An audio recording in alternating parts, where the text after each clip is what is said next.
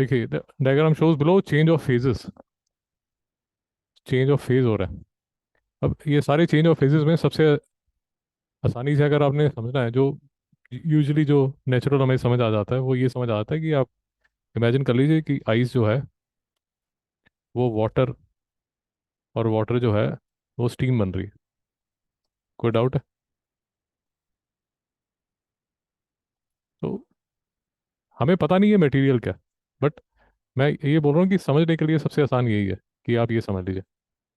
अब होता क्या है, इमेजिन कर लीजिए आपने आइस जो है फ्रिज से निकाली, let us assume -10 degree Celsius पे। तो पहले तो ये जो आइस है जो कि -10 डिग्री सेल्सियस पे आपने निकाली, वो है यहाँ से लेके यहाँ तक। ये जो आइस है, ये देखिए यहाँ पर ये टाइम लिखा हुआ है। तो जैसे जैसे टाइम बढ़ रहा है, ये जो है ये टेम्परेचर है। जैसे जैसे टाइम बढ़ रहा है, टेम्परेचर बढ़ रहा है। कहने का मतलब वार्मिंग हो रही है। सो -10 से 0 डिग्री सेल्सियस आइस जो है वो आइस वार्म कर रही है। तो ये हमारे हिसाब से ये 0 डिग्री सेल्सियस हो जाएगा। अब 0 डिग्री सेल्सियस पे जो आइस है वो मेल्ट करनी शुरू करेगी। याद रखिए, जो आइस है वो सॉलिड होती है, ये लिक्विड है, और ये गैस है। ये याद रखिए। तो बेसिकली ये जो सॉलिड स्टेट जो है वो वार्म हो रहा है।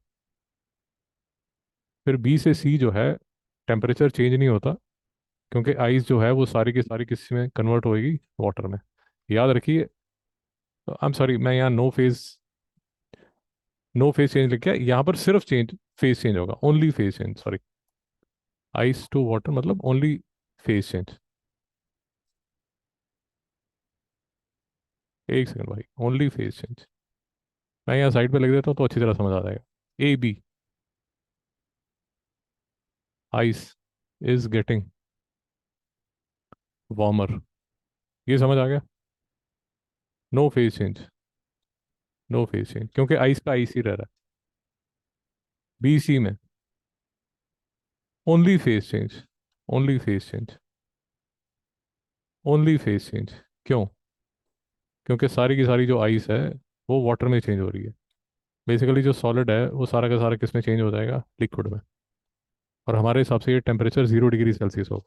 भाई समझ आ गया? इंपॉर्टेंट क्वेश्चन है। सी पे जब तक तू पहुंचेगा तो सारी की सारी जो आइस है वो वाटर में मेल्ट हो चुकी होगी।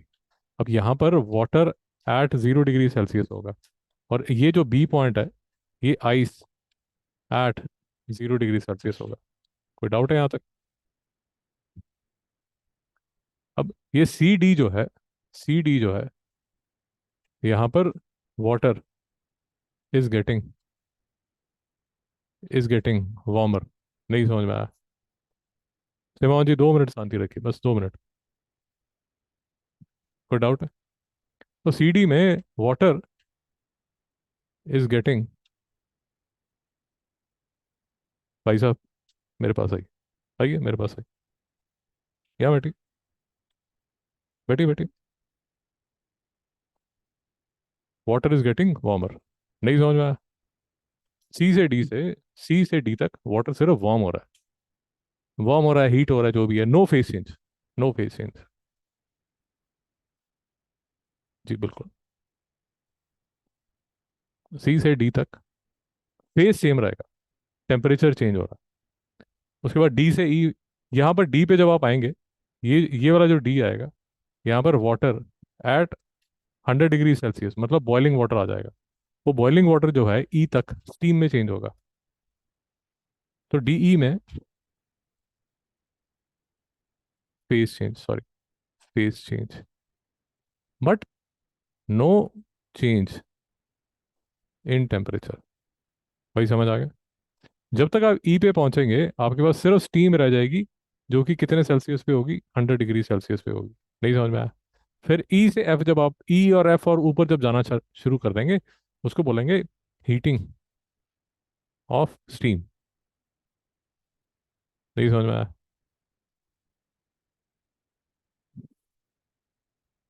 अब ये सारा ज्ञान समझने के बाद आपको एक चीज और जो समझनी है वो ये समझनी है,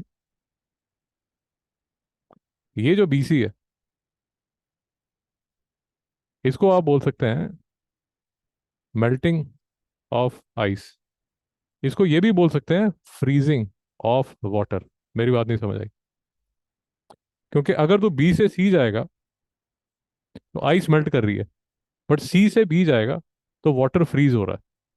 नहीं समझ में आया? जब आप डी से ई जा रहे हैं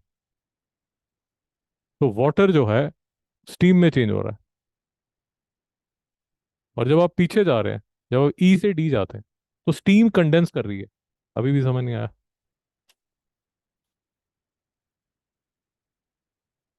बेसिकली हम ये बात कर रहे हैं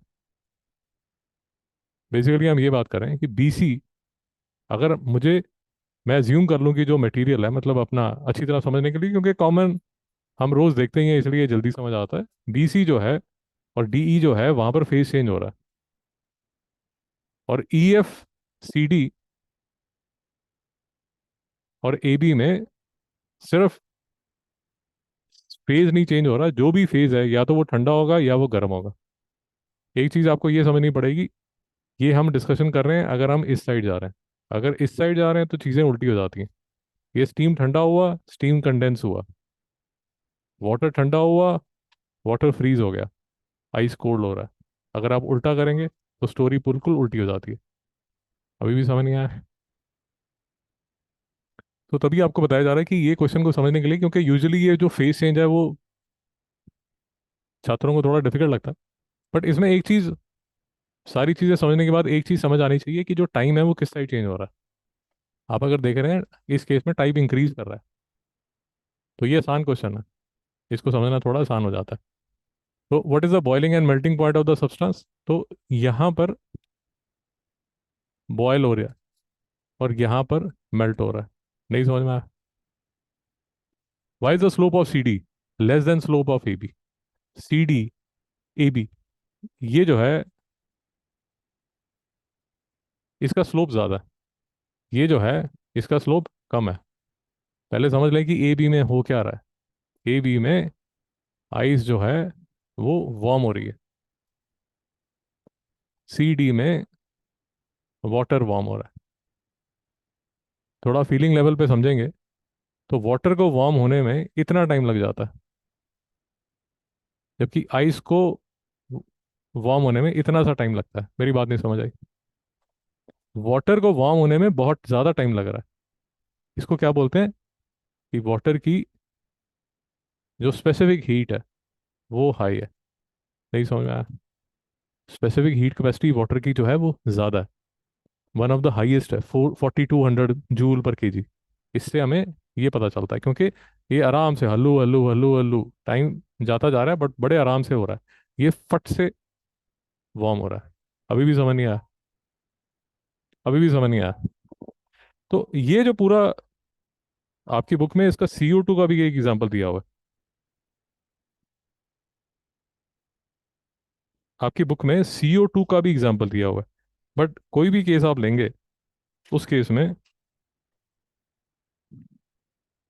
चाहे आप वाटर ले लीजिए चाहे CO2 ले लीजिए, जो ग्राफ है वो मोरलेस आपको सेम ही नजर आएगा। नहीं समझ में आया?